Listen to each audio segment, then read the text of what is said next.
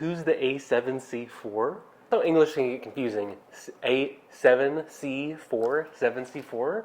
The Sony A7C is a really unique camera because it looks just like their smaller compact bodies, but it rocks a full-size grip, full-size battery, and a full-frame lens. Here's the best representation of how the Sony A7C works. It identifies as being a small body, similar to the A6000. It has a full frame and is similar in size to the A7S3, but it's right in the middle, smaller body, a full frame lens, and a compact design. The honest reason that I purchased it was because within 1 month I had 2 shutter failures on 2 different cameras, so I had to buy something while my cameras were getting repaired. So I got the A7C because I thought it was really cool. It had this retro design gray look to the top side of it, which almost made me think it was like a film camera, like my Pentax.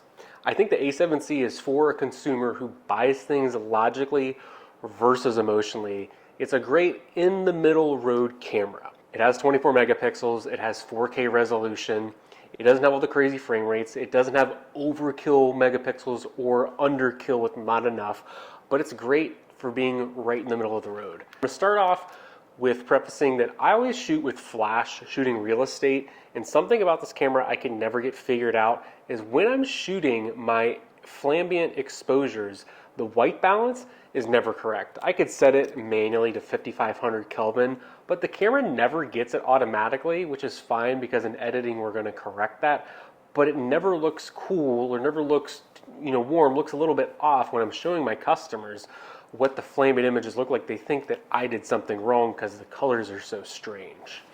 For this camera being somewhere in the middle of the road and having a retro design, having the flip screen is super cool for when you're working with clients so they can see themselves, or just if you need to get perspectives that are a little bit different like that, where you need to look down at your camera. You know what I'm saying?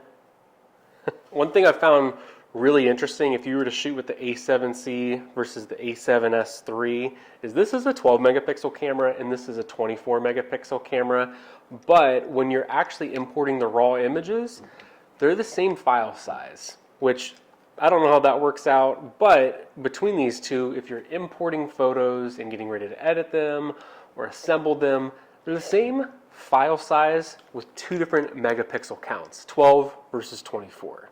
If you look at the backside of the A6000 versus the A7C, pretty similar, except you're going to have a flippy screen, which is actually super useful for basically any kind of content creation or just anything in general.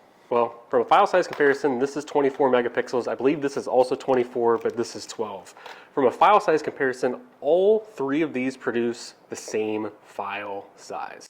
So for me personally, here on the record button when I'm in photo mode, I use this as crop mode so that I can make this look a little bit tighter. But on the A7C, you don't have custom buttons like you're gonna find on most newer full frame cameras, but you still have the option to have a few buttons that are custom.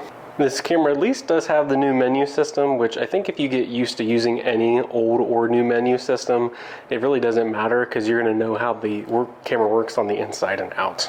I get the A7C for these 3 reasons. Compact design, great for beginners, and great as a secondary camera.